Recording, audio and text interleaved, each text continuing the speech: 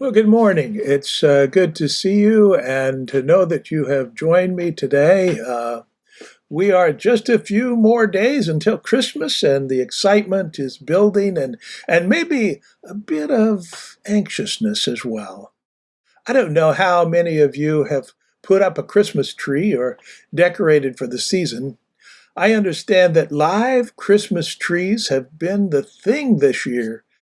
Well, that is if you believe the news. Sometimes a little bit of hype helps the sale as well. Now, the nation is looking to enjoy something in this season, I'm sure. That brought me up with an idea of reflecting on the things that we place on our Christmas trees. Corinne pointed out to me that there are stories upon stories all wrapped up in the ornaments that we have on our tree. I know when we got married and had our first Christmas together, we received a small shiny ornament from my mother that was it was dated that year, and she said it was to signify our first Christmas as a married couple. Maybe it was because she had gotten married in December that she wanted to pass on this important memory. Over the years, we've collected a number of churches. In fact, I have one right here with me. And it was a Hallmark ornament, but over the years, we've collected maybe 15 to 20 of these, and they hang on our tree.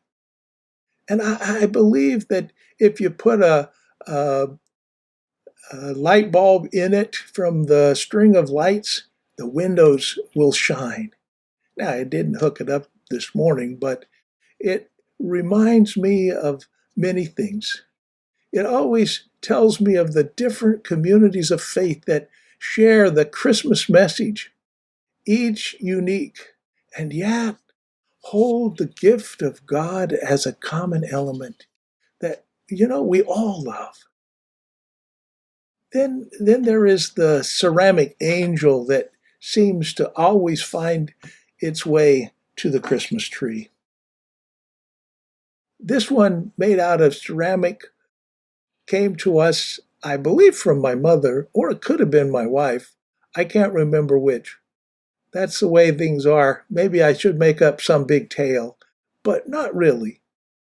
The angels were an important thing to the shepherds as they watched their flocks and were filled with fear when the angels shared a message. When their appearance came, they told of the birth of the Christ child. Oh, there are other items like a steeple that I received some years ago at the anniversary of the First Baptist Church in Freehold. Well, they were celebrating that year a centennial anniversary, or maybe more. I believe it says on the bottom of it, 1896.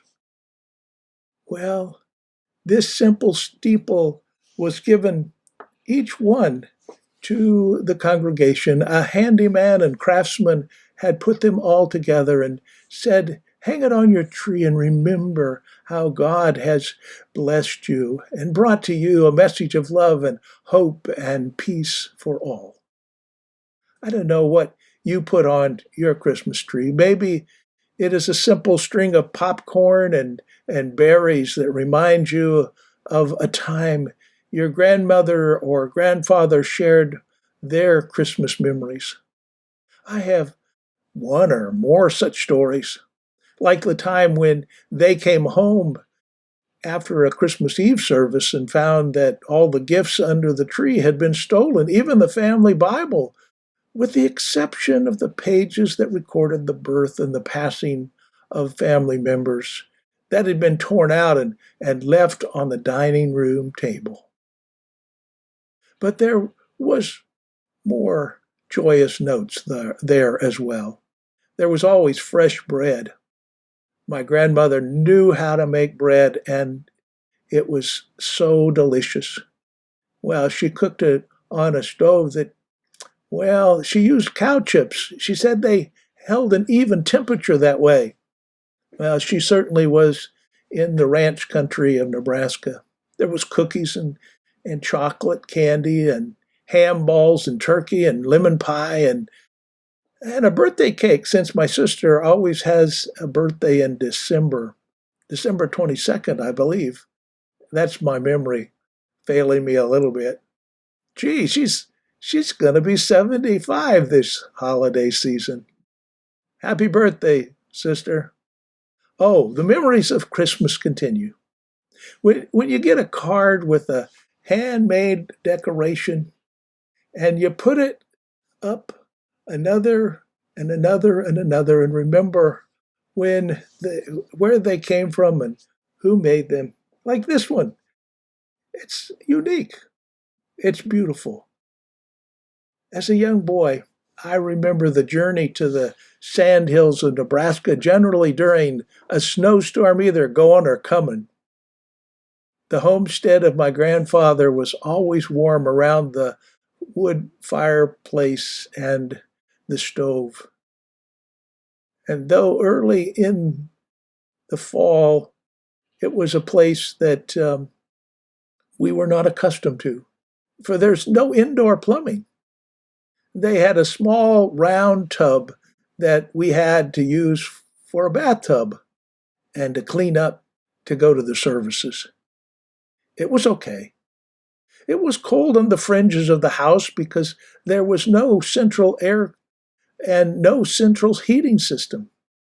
But the comforter that my grandmother had made was enough to keep us warm all night. Us kids did not mind because this was the life on the ranch in the middle of the prairie.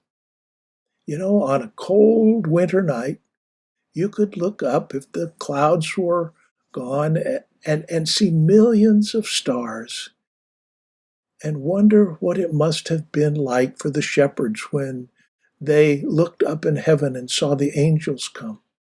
Or the Magi who looked into the heavens and saw the star we call the Bethlehem star, to find a child born, King of the world.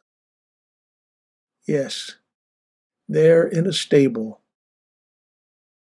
Yes, I hope you have had a few memories that you can track back when you look at your Christmas tree. If not, I recommend that you begin making some this year. It's not too late to make a few new memories of joy and blessing for yourself or for those persons all around you.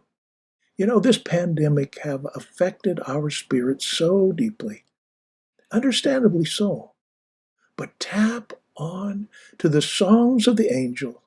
Fear not, fear not, do not be afraid, but instead rejoice, for I bring you good tidings of great joy.